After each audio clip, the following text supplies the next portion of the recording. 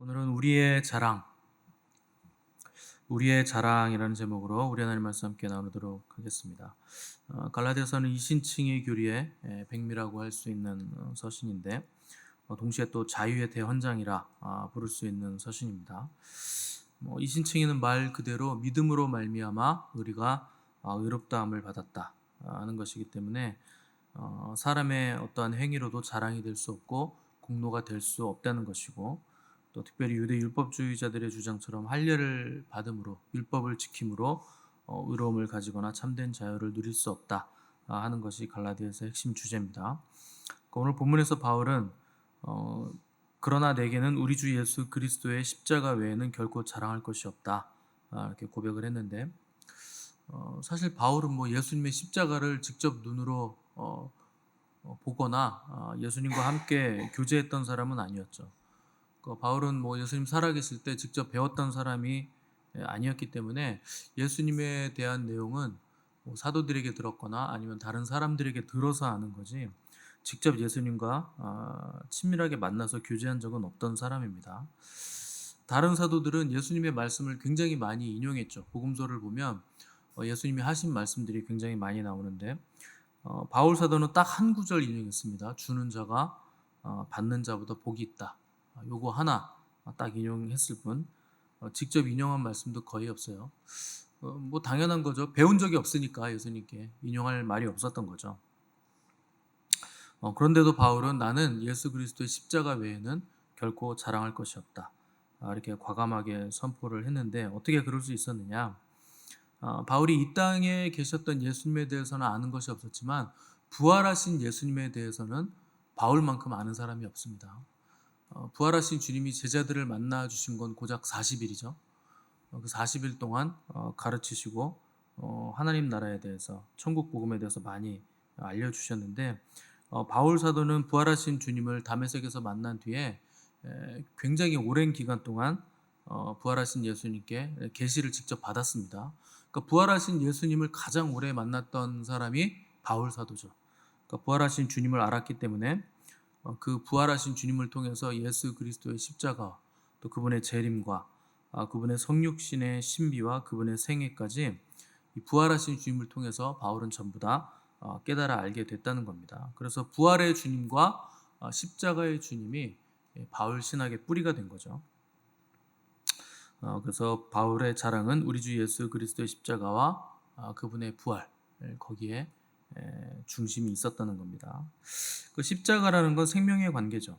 그래서 십자가의 관계를 맺은 사람만이 믿음이 있는 것이고 그리스도인이 되는 것이지, 십자가 없으면 믿음도 가질 수 없고 영원한 생명도 소유할 수가 없다는 겁니다. 그래서 십자가를 바라보는 사람만이 그 영원을 바라볼 수 있는 거예요. 십자가를 바라보지 않으면, 십자가 속에서 내 모습을 발견하지 못하면 앞으로 가야 할 길도 찾을 수 없고 소망도 찾을 수 없는 거죠. 그래서 이런 경험들이 십자가 안에서 녹아든 사람만이 십자가를 아는 것이고 영원을 아는 거죠. 십자가에는 능력과 찬란함과 빛과 헤아릴 수 없는 기쁨과 영광이 있습니다. 이 십자가를 체험하지 못한 사람은, 십자가 안에 있는 이 찬란한 영광들을 체험하지 못한 사람은 아직 그리스도인으로서의 출발을 하지 못한 셈이죠. 그래서 이 십자가로 연결시켜 주시는 분이 성령님이십니다. 그래서 성령님이 오셔야 우리는 십자가 안에서 그리스도를 만날 수 있고 그 십자가의 영광을 체험할 수 있고, 성령님이 우리의 눈을 열어서 성경도 우리가 깨달을 수 있게 되는 겁니다. 그래서 성경을 읽으면 읽을수록 그 안에서 다른 거 만나면 안 되고 예수 그리스도의 십자가를 만나셔야 됩니다.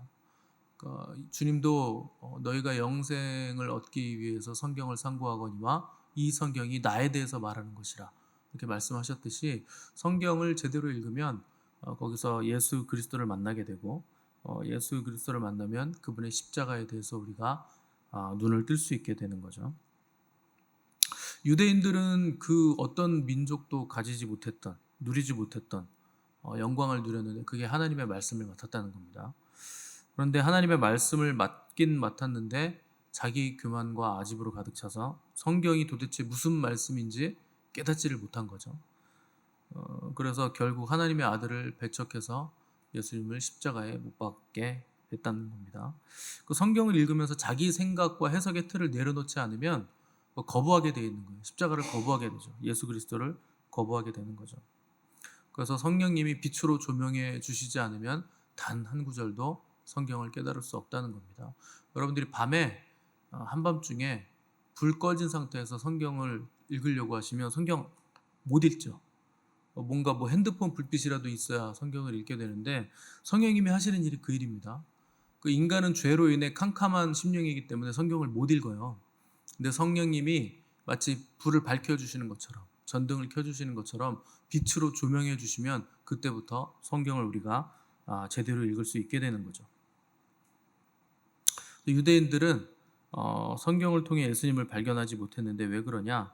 하나님의 계시의 말씀을 성령으로 읽지 않고 장로들의 유전과 전통으로 읽었기 때문에 거기서 본질은 다 빠지고 알맹이는 빠지고 껍데기만 남은 거죠. 그래서 형식만 남아서 그 안에서 하나님의 아들 예수 그리스도를 발견하지 못했다 하는 겁니다.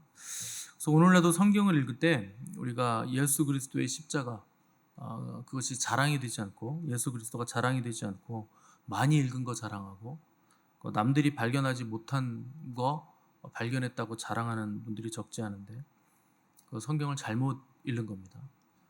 성경을 잘 읽으면 많이 읽은 게 자랑이 되는 게 아니고, 많이 아는 게 자랑이 아니고 예수 그리스도가 자랑이 됩니다. 그게 성경을 제대로 읽은 사람들의 특징이에요. 그 성경 어디를 펼쳐도 그 안에 예수 그리스도께서 우리를 향한 사랑 고백을 하시잖아요. 내가 너를 사랑한다. 내가 너와 끝까지, 세상 끝날까지 동행할 것이다. 내가 너와 함께하기 원한다. 이게 메시지죠. 성경의 이제 러브레터의 핵심이죠. 근데 이 연애 편지를 읽으면서 내가 엄청난 그 필체를 발견했어. 이런 식으로 자랑을 하는 겁니다. 연애 편지를 읽으면서 우리가 사랑에 빠지는 이유는 편지 보낸 사람 때문에 사랑에 빠지는 거잖아요. 근데 오늘 그리스도인들이요, 이 성경을 읽으면서, 하나님의 연애 편지를 읽으면서 이상한 거에 자꾸 사랑을 빠집니다. 이 편지지가 너무 사랑스러워. 이 앞에 있는 구절하고 뒤에 있는 구절하고 이렇게 연결이 되는 것 같아. 내가 그걸 발견했어. 그 발견 자체를 사랑하는 거예요. 그 전부 다 껍데기 사랑하는 겁니다. 연애 편지 읽으면서 난 이 연애 편지지와 봉투와 우표와 이걸 사랑하게 됐어 하면요, 그 사람 병원 가셔야 돼요. 편지 보낸 분을 사랑해야지 왜 편지를 사랑합니까? 그래서 성경을 읽을 때 어디 몇 장 몇 절이 이렇고 저렇고 그것도 귀한 거지만, 그걸 통해서 결국 궁극적으로 우리가 뭘 기뻐하고 사랑해야 되느냐? 예수 그리스도를 사랑해야죠. 그게 결론이 돼야 된다는 거죠. 짝 맞추고 따지는 거 사랑하시면 안 되는 겁니다. 그래서 성경을 잘 읽으면 예수 그리스도, 그분이 모든 것이 된다. 여러분들이 이제 생의 마지막 임종 앞에 서 있는 분들을 보면 그때까지 자기가 사랑하고 중요하게 여겨왔던 거 전부 다 부질없다는 거 알게 되죠. 그분들이 그렇게 고백을 하니까 딱 하나의 사실만 남습니다. 이제 내가 예수 그리스도 앞에 서야 된다는 사실, 그것만 남는 거죠. 다른 모든 거 다 내려놓고 가야 되고, 이제 주님 앞에 서야 되고, 그분의 심판대 앞에 내가 서야 된다. 그 사실 하나만 중요한 사실로 남게 되는 겁니다. 그럼 목회자들이나 우리가 그분들 문병한 가거나 하면 해줄 수 있는 말은 딱 하나밖에 없어요. 여러분들이라면 무슨 말 해드리겠습니까? 여러분들 부모님이, 믿지 않는 부모님이 있다면 이제 임종 앞에 서 있다. 그러면 무슨 말을 하겠습니까? 한마디밖에 없죠. 예수님께서 나의 죄를 위해서 십자가에서 돌아가셨습니다. 죽으셨습니다. 그 말밖에 할 거 없습니다.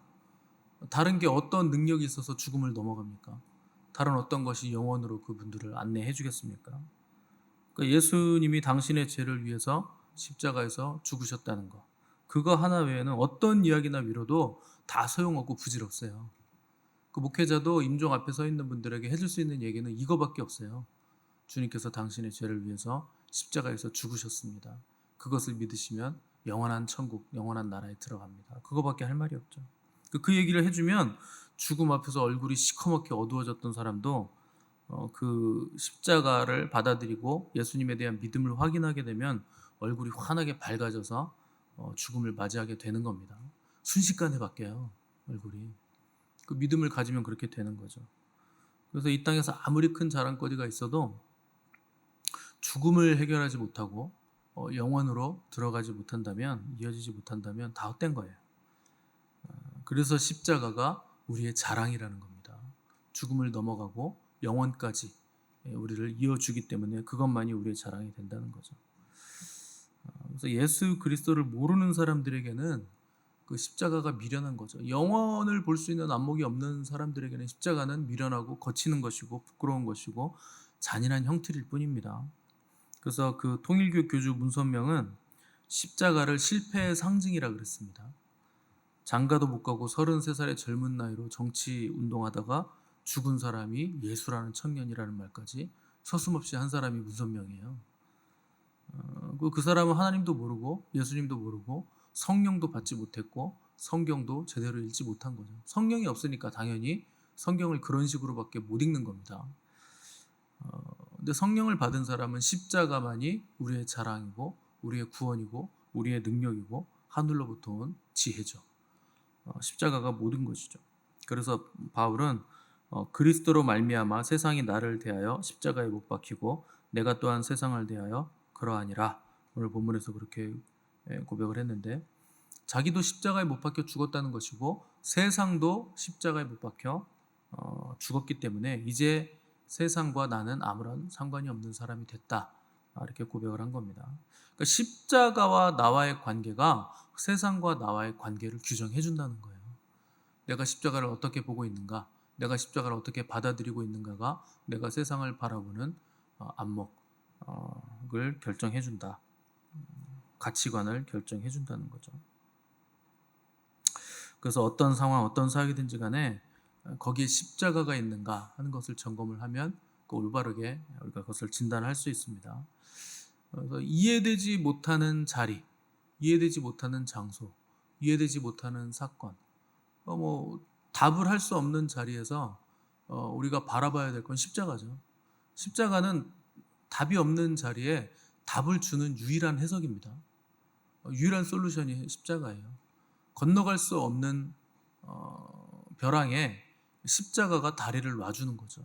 그래서 해석이 안 되고 이해가 안 되고 알 수 없는 곳, 거기에는 십자가가 필요한 거지 이게 왜 이런가, 왜 저런가 이걸 따지고 이해가 되지 않는다고 화를 내고 소용없습니다.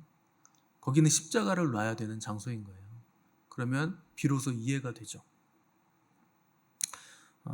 그래서 어떤 상황이든지 간에 십자가가 있는가 하는 것이 중요한 것이고 이해가 안 되고 해결이 안 될 땐 십자가로 우리가 해결을 해야 된다는 거죠. 부활의 영광을 어떻게 입습니까? 십자가를 통과해야 입는 거죠. 죽음 없이는 부활이 없다. 어둠이 없이는 빛이 없다는 겁니다. 그래서 무슨 일을 하든지 간에 십자가를 지는 게 자연스러워져야 되는 겁니다. 그래서 영의 일에 자연스러워야 되고 그래야 십자가를 지는 게 자연스러워지는 거죠. 십자가를 진다는 거 별거 아니에요. 내 옆에 있는 주변 사람들이 내 십자가입니다. 나의 삶이 십자가고 그래서 이해되지 않는 사람들이 나의 십자가고 나를 찌르는 사람들이 십자가죠. 주님은 찔리고 채찍질 당하고 못에 박히고 그렇게 십자가를 지셨듯이 우리를 찌르고 때리고 힘들게 하는 사람들이 우리의 십자가죠. 가족이 될 수도 있고 친구가 될 수도 있고 공동체 안에 어떤 사람이 될 수도 있겠죠.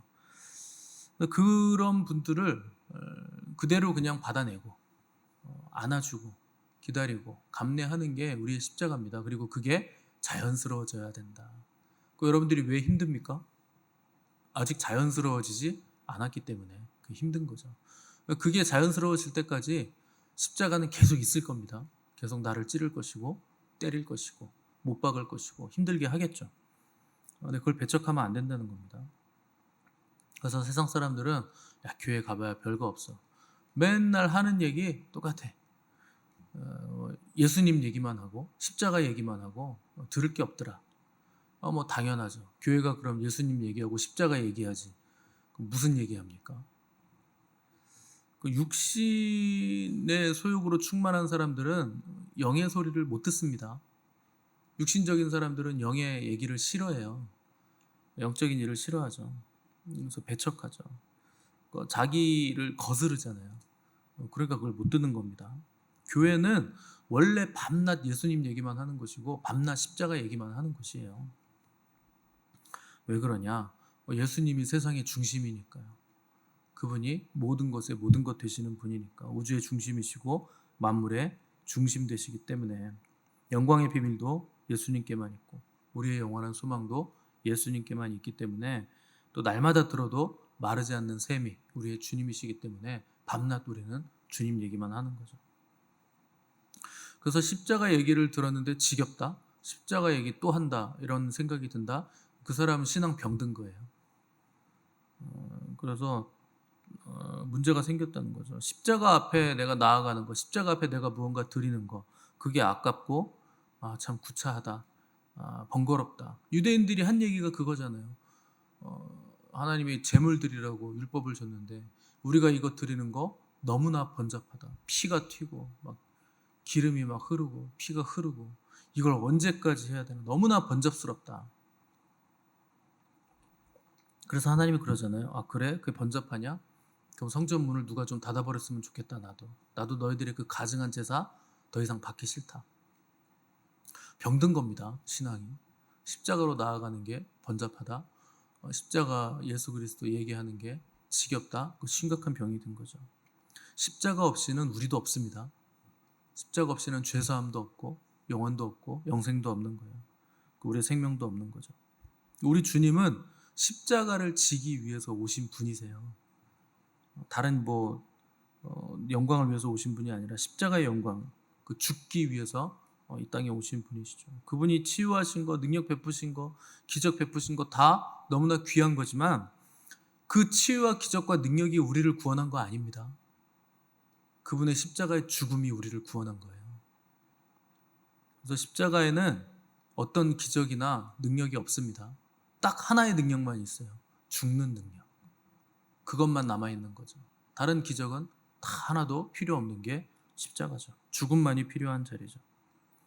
근데 우리 주님은 죽음을 거부하지 않으시고 사랑으로 그 죽음을 기꺼이 받아들이셨죠.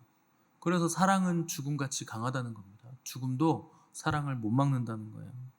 여러분, 자식이 물에 빠지면 수영 못하는 부모가 물에 뛰어듭니다. 죽음을 넘어가는 사랑이라는 거죠. 인간의 사랑도 그 정도인데 하나님의 사랑은 그보다 훨씬 더 강하죠. 죄악의 물에 빠진 우리를 위해서 그분의 목숨을 내어주셨다는 것이고, 목숨을 내어줬다면 그 사랑은 의심할 필요가 없는 겁니다. 다른 어떤 걸 뭘로 줘서 뭘로 증명을 합니까? 목숨을 내어줬다면 그걸로 증명이 끝난 거죠. 그래서 그 십자가가 어떤 의미가 있는가 하는 것을 깨달아질 때 내가 누구인가도 그때서야 비로소 우리는 깨달을 수 있게 된다는 겁니다. 그래서 하나님은 몸으로 오신 예수님에게 인류의 모든 고난을 다 심도 있게 다 체험하게 하셨죠. 그 주님은 어려서부터, 태어나기 전부터 도망자 신세였어요. 그리고 태어나서도 도망자 신세였고 머리 둘 곳이 없으셨고 채찍질 당하고 벌거벗겨져서 십자가에 달려서 서서히 말려 죽이는 죽음과 고통을 다 맛보셨죠. 왜 그런 고통을 다 주님에게 체험케 하셨는가? 대속하게 하시기 위해서 그렇게 하신 겁니다. 그래서 고통을 채우게 하셔서 인류의 모든 죄를 대속하게 하신 거죠. 그래서 그 권세자가 할 일은 대속입니다. 받아주는 거죠. 참아주는 거고. 말로만 떠들면 이해가 안 돼요. 말로 떠드는 거 누가 못합니까? 그래서 참된 사역자라면, 그리고 참된 권세자라면 대속하게 하십니다. 그래서 대신 아프게 하시고 고통을 체험하게 하시죠. 그래서 그 윗사람은 대속의 능력이 있어야 되고 아랫사람은 권세자에게 순종하는 능력이 있어야 돼요. 뭐 순종이 안 되면 이를 악물고 복종이라도 해야 되는 거죠. 여러분들이 설교를 계속 듣다 보면 안 되는 걸 자꾸 하라 그럽니다. 그러면요 나중에 승질나요. 안 되는데 어쩌라고요. 뭐 이렇게 됩니다. 나중에는 그 성령의 능력으로 하라는 건데 그 잘못 듣는 분들은 뭐 나는 안 되는데 뭐 어쩌라고 나중에 이제 배째세요. 뭐 이렇게 되는데 그래도 여러분 이를 악물고 순종하셔야 돼요. 그 순종이 능력입니다. 순종하려고 하면 그때 하나님이 도와주세요. 내 한계치에 딱 다다랐을 때 그때가 하나님의 때입니다. 그때가 돼야 돼요. 그래서 승질이 난다고 튀어나가시면 안 되고 자리를 지키셔야 됩니다. 그러면 그때부터 하나님이 일을 하세요. 그래서 우리가 아무리 능력이 많고 스펙이 좋아도 그 어떤 업적과 그 지식이라 경험이나 명예라도 예수 그리스도의 십자가 앞에서 다 묻어버려야 됩니다. 나의 끝이 와야 우리 주님의 시작이 오는 거죠. 그 자리가 십자가 자리죠. 그래서 십자가로 인해서만 우리의 삶이 바뀌어요. 우리 미래가 바뀌고 또 과거가 해석이 되는 거죠. 그래서 바울은 얼마나 많은 자랑이 있었던 사람입니까? 바울처럼 자랑할 거 많은 사람이 없어요. 히브리인 중에 히브리인이고 바리새인 중에 바리새인이고 열심으로는 교회를 핍박할 만큼 율법의 의를 지키려고 했고 유대인 중에 유대인이죠. 가말리알 학파 문화생이죠. 유대교를 대표하는 젊은 행동파 율법주의자. 대표가 바울이죠.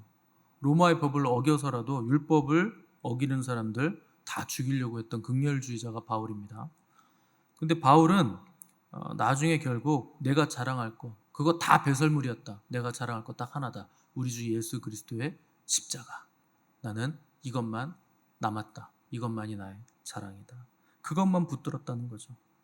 여러분 이 고백이 저와 여러분들의 고백 되시기를 바랍니다. 다른 건 우리의 자랑이 아니에요. 십자가만이 우리의 자랑이 되시기를 바라고 또 십자가 복음의 능력이 실제가 돼서 세상이 줄 수 없는 자유를 누리시고 우리 또한 나를 부인하고 자기 십자가를 지는 삶을 통해서 하나님께 영광을 돌려드리는 복된 십자가의 자리에 있는 성도들 되시기를 주님의 이름으로 축원을 드립니다.